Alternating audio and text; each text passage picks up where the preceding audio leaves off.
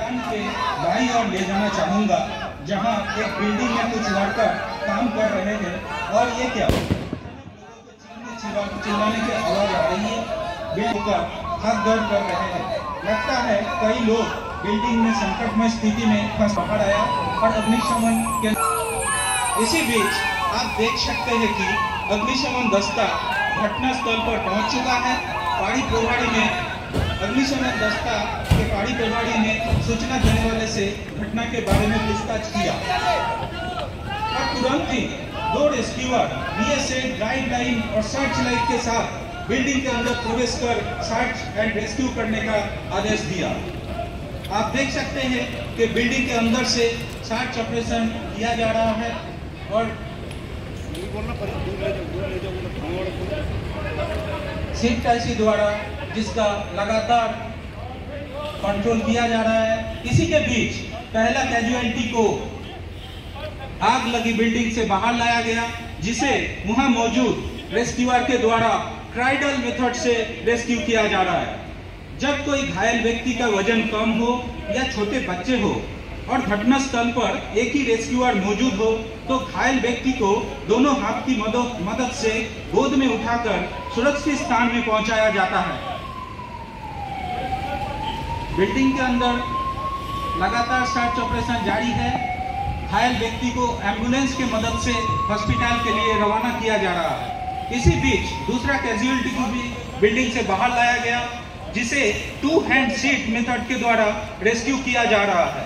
जब कोई घायल व्यक्ति बेहोश हो और 2 रेस्क्यूअर घटनास्थल पे मौजूद हो, तो 2 हाथ वाली सीट का इस्तेमाल किया जाता है, जिसमें एक दूसरे की कलाई को पकड़कर घायल व्यक्ति के लिए झूला जैसी सीट बनाया जाता है, लीड किया जा रहा है। इसी के बीच तीसरा कैजुअलिटी को बाहर लाया गया। वहां मौजूद फायर रेस्क्यूअर द्वारा फायरमैन लिफ्ट के मदद से जिसे रेस्क्यू किया जा रहा है। कोई घायल व्यक्ति बेहोश हो तथा उसकी पैर में चोट हो, चलने में असमर्थ हो एवं एक रेस्क्यूअर मौजूद इस्तेमाल किया जाता है। बोझ बिछाकर फायर फाइटर ने आग पे काबू करने का कोशिश कर रहे हैं। हैंड कंट्रोल ब्रांच के तहत जेट, हॉलो जेट और स्प्रे की मदद से इसमें आग पर काबू पाया जा रहा है।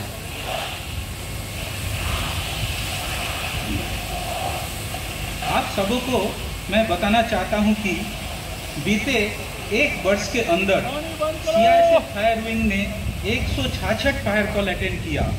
इसकी मदद से पानी का सॉलिड जेट प्राप्त होता है।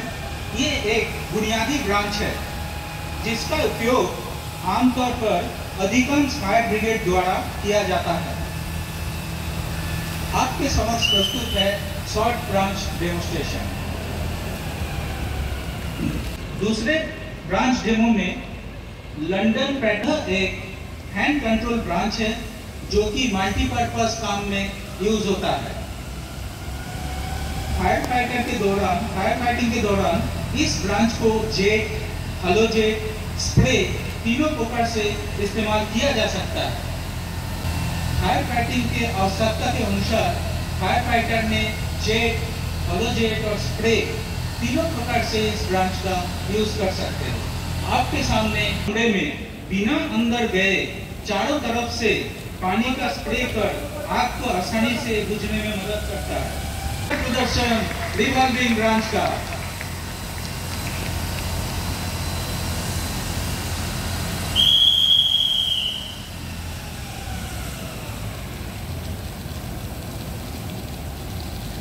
ब्रांच डेमोन्स्ट्रेशन से पीछे रहकर अग्नि बचाव दल के कर्मी जहरीले गैस या लीकेज के दौरान हवा के जो बहाव है उससे अपने आप को बचा पाता है। आपके सामने शानदार प्रदर्शन वाटर कर्टन ब्रांच का।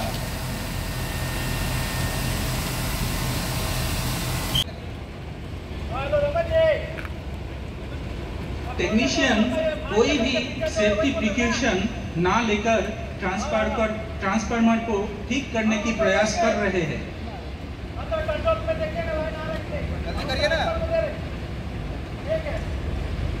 लाइट आएगा बताएंगे। ये लीजिए पहन लीजिए इसको।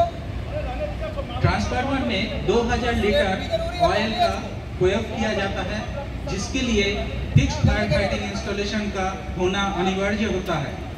इसी बीच हेल्पर ने बार बार मना किया कि बिना हैंड ग्लव्स पहन के आप ट्रांसफार्मर को चेक मत कीजिए, फिर भी टेक्नीशियन ने उसका बिल्कुल नहीं सुना, जो बेहोश होकर गिर पड़ी है।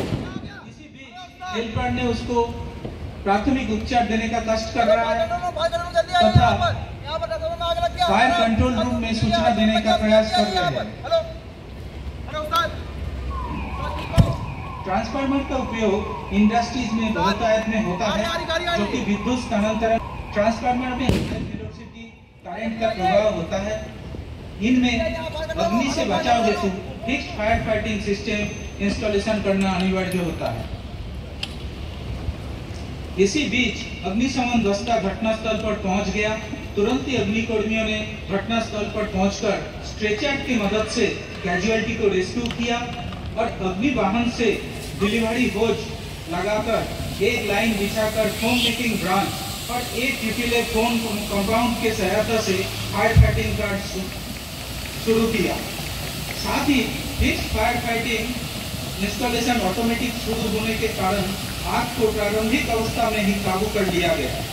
फोम के माध्यम से बाहरी वातावरण में ऑक्सीजन न मिलने के कारण आग बुझ जाता है, जिससे जान एवं माल का नुकसान होने से बचाया जा सकता है।